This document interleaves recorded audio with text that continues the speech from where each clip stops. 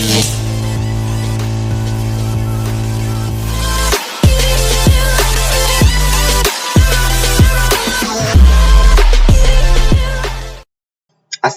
warahmatullahi wabarakatuh. Kembali lagi bersama saya Muhammad Faris Arfandi. Di sini kita sudah memasuki bab yang kedua tentang mikrotik ya teman-teman, yaitu output router OS dan router board.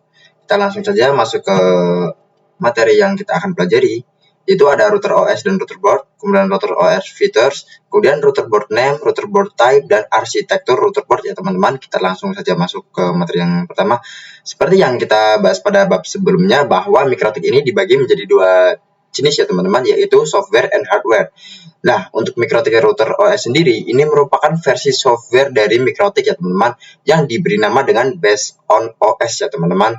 Mikrotik router OS merupakan sistem operasi yang digunakan oleh perangkat mikrotik router board. Jadi, untuk mikrotik router OS ini digunakan pada hardware-nya mikrotik ya teman-teman, yaitu mikrotik router board. Mikrotik router OS juga dapat diinstal di PC maupun dijadikan sebagai VM, baik di VMware, VirtualBox, maupun yang lainnya ya teman-teman. Kemudian mikrotik router OS merupakan stand-alone operation berbasis Linux v3.3.5 kernel ya teman-teman. Jadi mikrotik router OS ini berbasis Linux ya teman-teman. Oke, kita masuk ke materi selanjutnya saja, yaitu mikrotik router board. Jadi mikrotik router board ini merupakan hardware dari mikrotik ya teman-teman, yang digunakan untuk mengoperasikan router OS tadi. Jadi mikrotik router board ini dibuat untuk menjalankan sistem operasi dari mikrotik sendiri, yaitu mikrotik router OS yang berbasis Linux tadi ya teman-teman. Kemudian segala fitur bisa terdapat pada satu perangkat ataupun dapat diperuntukkan khusus sesuai kategorinya. Jadi di sini ada yang satu perangkat dikategorikan khusus maupun bisa multifungsi ya teman-teman. Fiturnya di sini untuk alat-alatnya teman-teman bisa lihat pada gambar di sebelah kanan ini. Di situ ada switch, ada router dan lain-lain ya teman-teman. Kemudian tersedia juga router board, tersedia mulai dari low end sampai dengan high end router ya teman-teman. Jadi mulai dari yang kelas bawah sampai yang kelas atas itu tersedia ya teman-teman.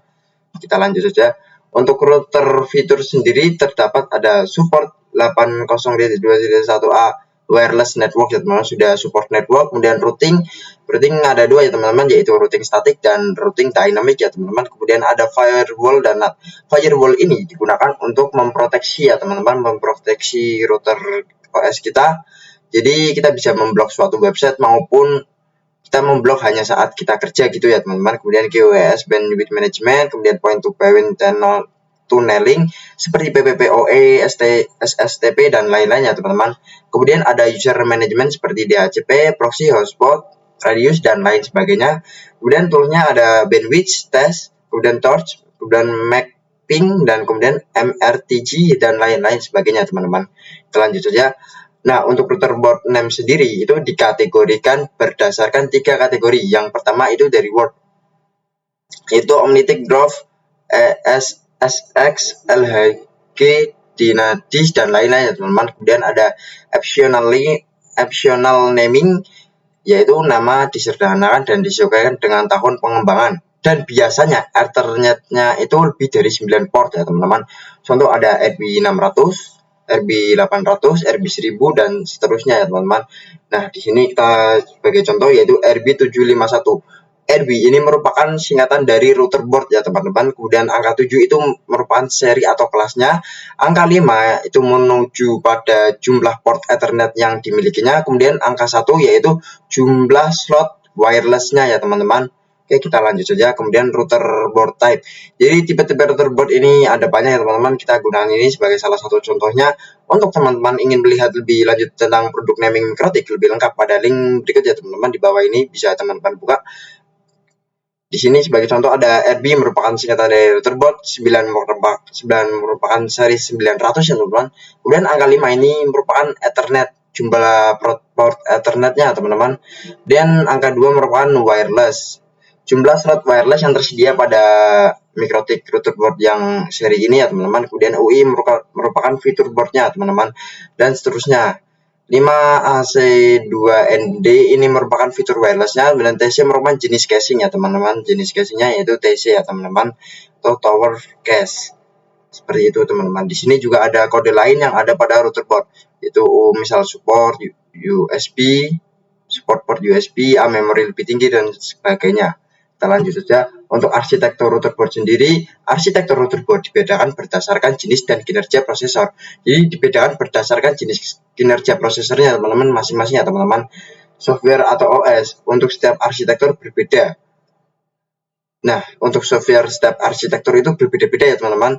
Untuk melihat arsitektur mikrotik lebih lengkap, teman-teman bisa membuka website di bawah ini. Nah, kenapa mikrotik router OS ini lebih baik diinstal di PC teman-teman?